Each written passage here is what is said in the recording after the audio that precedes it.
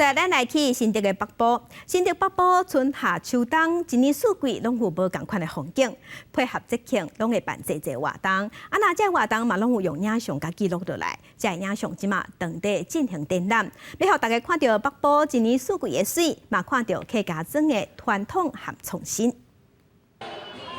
厝边装扮行在北部的大街小巷，不论是大人囡仔，大家拢算甲真欢喜。各提供钱筒仔、蹦动比赛，起各县市拢来报名。新竹县北部乡这几年为着发展观光，第一年四季规划各种活动，希望让地方更加热烈。春天的话是我们的这个桐花季，那以及我们茶席的一个活动，那也还有包括萤火虫。那到夏天包括像我们的这个艺民祭的活动啦，还有这个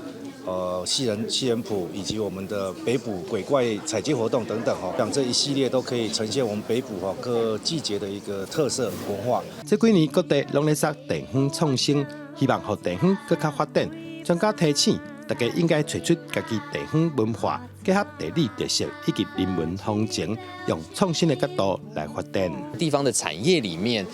如果说我们用在地的产业，加上现在的行销包装也好，或是现在的不同的手法也好，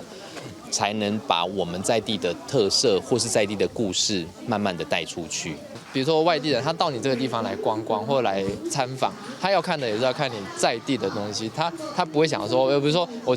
来到台湾，国外人来到台湾还吃生鱼片，他想吃高级生鱼，他一定会到日本。北部团成创新展览现场，以一年四季春夏秋冬做主题，除了希望吸引游客来体验，嘛让大家知影北部唔那干那有老街，还有真侪客家庄的特色文化。记者刘君和新竹报道。